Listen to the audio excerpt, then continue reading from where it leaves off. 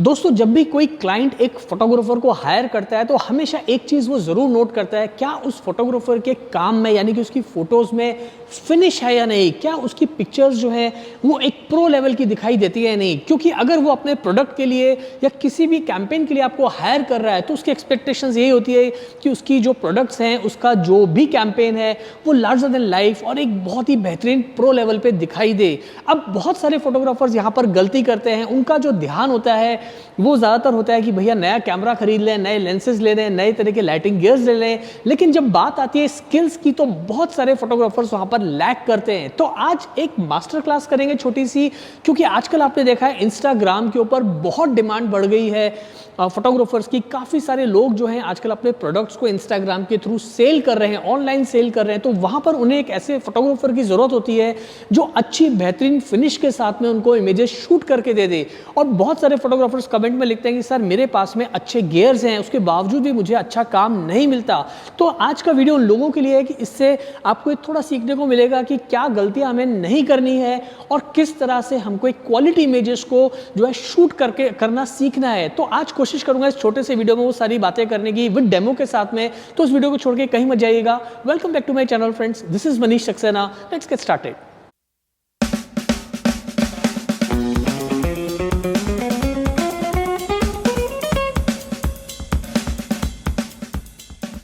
अब दोस्तों, एक अच्छे प्रो लेवल की फोटोग्राफी करने के लिए बहुत ज़्यादा तामझाम की ज़रूरत नहीं होती है। ज़रूरत है सिर्फ आपको सही तरह से अपनी स्किल्स को डेवलप करने की और मिनिमम गियर्स के साथ में आप मैक्सिमम आउटपुट कितना अच्छा दे सकते हैं। तो वही आज मैंने इस वीडियो में बताने की कोशिश की है। तो आज के मेरे जो फोटोग्राफी गियर्स हैं दोस्तों, वो बहुत ही मैंने मिनिमम वाले गियर्स रखे हैं। तो आप देख पा रहे हैं मैं आज शूट कर रहा हूँ गोडॉक्स AD100 प्रो को लेके। अब इसके ऊपर मैंने लगा रखा है गोडॉक्स का एक लाइट टेंट किट जो कि सॉफ्ट लाइटिंग प्रोड्यूस करती है। इस तरह से आप देख पा रहे हो स्क्रीन के ऊपर। और यहाँ पर हमने बैकग्राउंड जो है वो रखा है पूरा ब्लैक कलर का। और आज हम शूट कर रहे हैं एक सन ग्लास को, क्योंकि इस तरह के प्रोडक्ट्स बहुत सारे इंस्टाग्राम पे बिकते हैं और ऑनलाइन सेल के अंदर आजकल इस तरह के छोटे छोटे प्रोडक्ट्स की बहुत ही ज़्यादा डिमांड है। तो पहले हमको ये देखना है कि हमारे गियर्स क्या हैं। तो मैंने आपको लाइटिंग गियर्स तो बता दिए, बैकग्राउंड बता दिया। अब मैं आपको बता देता हूँ कि मेरा जो कैमरा है ओल्ड निकॉन D800D उसे मैं यूज़ कर रहा हूँ। और मैं एक मैक्रो लेंस यानी कि 105 mm का f2.8 मैक्रो लेंस यूज़ कर रहा हूँ इस तरह के फ़ोटो शूट के लिए। तो आपको अपने गियर्स जो भी हैं, आप उन गियर्स को एकत्रित करिए, इकट्ठा करिए और उसके बाद उन गियर से ही आप अच्छी फोटोज़ को निकालने की कोशिश करिए। यहाँ पर ध्यान देना है आपको लाइटिंग पे और आपकी प्रोडक्ट की प्लेसमेंट पे, और ध्यान देना है कि सही पोजीशन के साथ में, सही कैमरा एंगल्स के साथ में आप फोटोज़ लें एंड करेक्ट लाइटिंग के साथ फोटोज़ लें। So lighting is the key. And आप प्रोडक्ट को कैसे पोजीशन करते हैं, यानी कैसे प्लेस करते हैं, वो भी बहुत इंपॉर्टेंट है। अब बहुत सारे बिगनर फोटोग्राफर क्या करते हैं, यहाँ पर उनको पता नहीं होता कि भाई हमको प्रोडक्ट को किस तरह से प्लेस करना है, कौन सा बैकग्राउंड यूज़ करना है, किस कलर का यूज़ करना है। रिफ्लेक्टिव कई बार जो है बैकग्राउंड्स होते हैं, कई बार नॉन रिफ्लेक्टिव होते हैं। तो उनको इस चीज़ का फ़र्क पता नहीं चलता जल्दी से, वो धीरे धीरे प्रैक्टिस से ही आता है। तो यहाँ पर दोस्तों मैं आपको बताना चाहूँगा, देखिए यहाँ पर हमने पूरा रखा है एक ब्लैक बैकग्राउंड और यहाँ पर मैंने एक देखिए एक छोटा सा बॉक्स है मेरा सॉफ्ट बॉक्स का, उसे मैंने नीचे बेस बनाया है और यहाँ पर मैंने जो है सन ग्लास को प्लेस किया है। अब मैंने इसको बॉक्स के ऊपर सन ग्लास को क्यों प्लेस किया, उसका एक रीज़न है, ताकि जब मैं फोटो शूट करूं तो यहाँ पर इसकी जो पोजीशनिंग है वो एकदम हीरो प्रोडक्ट की तरह निकल के आए। यानी कि जैसे हम मॉडल को शूट करते हैं, ऐसे मेरे लिए इस वक्त सनग्लास एक मॉडल है। और जब मैंने इसको प्लेस किया है तो जब मैं अपना कैमरा होल्ड करूँगा, देखिए इस तरह से मैं आपको दिखाता हूँ, जब मैं अपना कैमरा होल्ड करूँगा और फोटोज़ लूँगा तो मुझे जो इसकी पोजीशन है वो बहुत ही सटल मिलेगी, एक बहुत ही अच्छे एंगल के साथ में जो है मैं इस सन ग्लास को शूट कर पाऊँगा। और जब आप फोटोज़ देखेंगे तो आप समझ पाएंगे कि मैं क्या कहने की कोशिश कर रहा हूँ। तो सबसे पहले आपको अपने प्रोडक्ट को ठीक से जो है प्रोडक्ट को प्लेस करना है। प्लेस करने के बाद में दूसरा पॉइंट जो है वो आता है आपका लाइटिंग गियर। अब लाइटिंग मैंने यहाँ पर आप देख पा रहे हो ऑलमोस्ट 60 डिग्री या 45 डिग्री के ऊपर देखिए ऑलमोस्ट लाइट को रखा हुआ है और इस तरह से लाइट सीधी थ्रो कर रही है।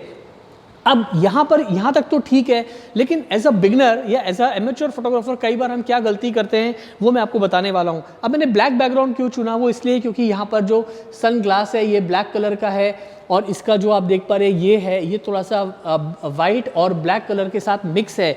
तो और बेस भी इसका ब्लैक रखा है ताकि जो फिनिश है वो काफ़ी अच्छी निकल के आए। अब यहाँ पर ज़्यादातर बिगनर फोटोग्राफर क्या गलती करते हैं, उन्हें पता नहीं होता कई बार कि भैया कितना डिस्टेंस रखना है पीछे, कितना दूर रखना है प्रोडक्ट को या कितना पास रखना है। तो यहाँ पर मैं पहले आपको मैं दिखाता हूँ एक पिक्चर लेके। मैं टेदर शूट कर रहा हूँ यहाँ पे फिलहाल, और उसके लिए मैं जो सॉफ्टवेयर यूज़ कर रहा हूँ वो है दोस्तों कैप्चर 120 में यूज़ कर रहा हूँ। और यहाँ पर देखिए इस तरह से मैं एक पिक्चर लूँगा अभी। अब ये मैं एक बिल्कुल एक बिगनर या कह सकते हैं एक नौसिखिए फोटोग्राफर की तरह मैं काम करने की कोशिश कर रहा हूँ ताकि आप समझ जाएँ कहाँ पर गलती होती है। अब मैं पिक्चर ले रहा हूँ, कैमरा सेटिंग आप स्क्रीन पे देख पा रहे हैं। तो यहाँ पे मेरा एक्सपोजर ट्रायंगल ठीक है, लेकिन जब आप स्क्रीन पे पिक्चर देखेंगे तो आप देख रहे हैं कि बैकग्राउंड पे यानी कि फ़ोटो काफ़ी हद तक ठीक आई है, लेकिन यहाँ जो बेस आपको दिखाई दे रहा है वो बेस में कितनी सारी लाइट है, और जो पीछे बैकग्राउंड है ब्लैक बैकग्राउंड वहाँ भी काफ़ी सारी लाइट है। तो अगर इस तरह की पिक्चर्स आपका क्लाइंट देखेगा तो डेफिनेटली वो नाखुश ही होगा, क्योंकि ये पिक्चर आपको बहुत ही फ्लैट और बहुत ही बेसिक लाइटिंग के साथ नज़र आ रही है। तो यहाँ पर पहली गलती हमको सुधारनी है कि जो ये लाइट इतनी इसलिए आ रही है क्योंकि ये जो लाइट सोर्स है वो यहाँ पर भी हिट कर रहा है और पीछे जो बैकग्राउंड है वहाँ पर भी हिट कर रहा है। उस वजह से लाइट वहाँ पर जो बैकग्राउंड पे लाइट है वो भी हमारे सेंसर पे रजिस्टर हो रही है, जिस वजह से जो पिक्चर है उसकी क्वालिटी उतनी अच्छे से निकल के नहीं आई है। तो अब दूसरा स्टेप क्या है कि हमको अपनी लाइटिंग स्किल्स पे काम करना है, लाइटिंग को करेक्ट करना है। तो अब मैं क्या करूँगा, इस पूरे सेटअप को, क्योंकि मैंने अभी ट्राइपॉड के ऊपर इस बॉक्स को रखा है यहाँ पे, अब इसको हम थोड़ा सा करीब 4-5 फीट जो है पीछे ब्लैक बैकग्राउंड से दूर ले जाएंगे, फिर हम शूट करके देखते हैं। तो आप देखेंगे कितना चेंज हमें नजर आता है। And then I will talk about other technical aspects of this type of photography. तो अब दोस्तों आप देख पा रहे हैं यहाँ पर हमने अपने पूरे सेटअप को ब्लैक बैकग्राउंड से करीब 4 से 5 फीट आगे ले लिया है।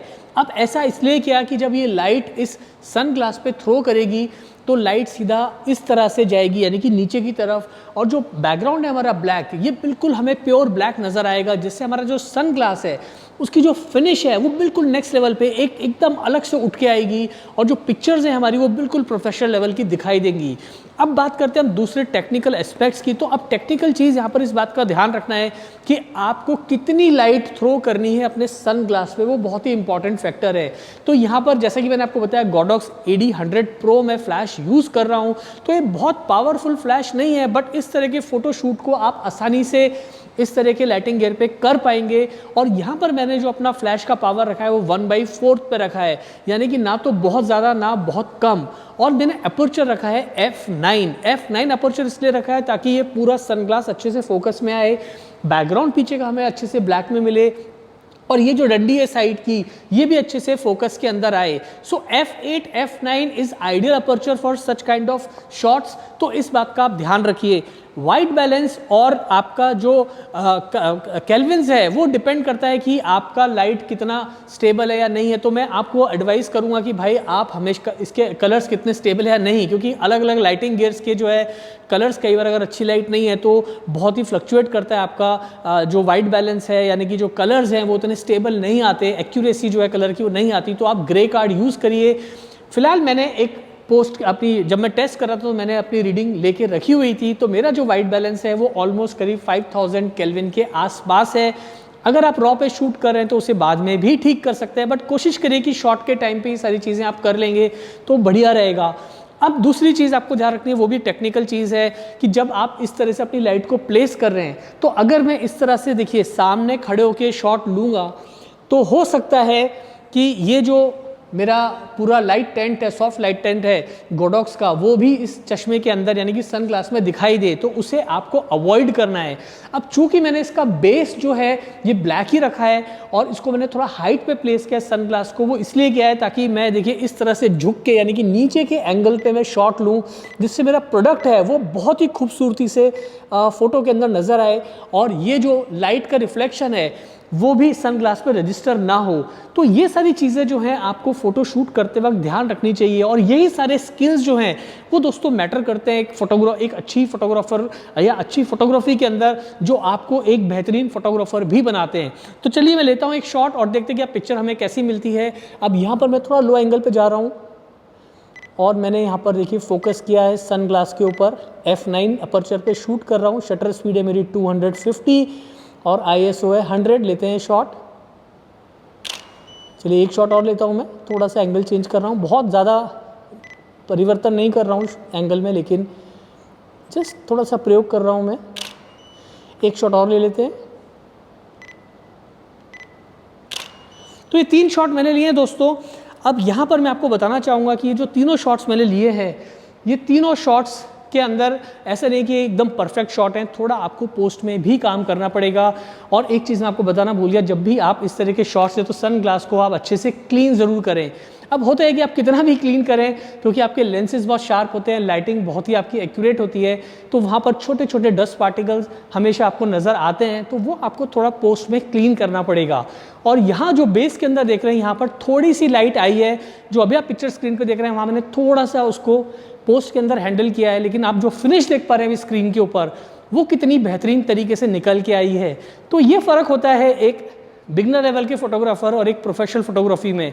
तो अगर आप अच्छी प्रोडक्ट फोटोग्राफी करना चाह रहे हैं, ई कॉमर्स के अंदर आप अपना करियर देख रहे हैं, तो इन छोटी छोटी बातों का ध्यान रखिए। यहाँ पर हमने बहुत ही बेसिक लाइटिंग के साथ में हमने अच्छे खासे पिक्चर्स जो है वो निकाल लिए। इसके लिए आपको किसी बड़े स्टूडियो की ज़रूरत नहीं है, ये सारा सेटअप आप अपने घर में कर सकते हैं। ब्लैक बैकग्राउंड है, इतना बड़ा लगाने की ज़रूरत नहीं है, आप एक छोटी शीट लगा के भी करेंगे तो भी आप आसानी से कर पाएंगे। और इस तरह का बेस भी आपको टेबल पे या किसी और तरीके से आप एडजस्ट कर सकते हैं। अब इससे जुड़े कोई भी सवाल हो आपके मन में तो आप कमेंट करके मुझे ज़रूर पूछिएगा, और ये आपको छोटी सी क्लास कैसी लगी वो भी मुझे कमेंट करके ज़रूर बताइएगा। आज के लिए इतना ही, जल्दी मिलते हैं फिर नई वीडियो के साथ। Thanks for watching.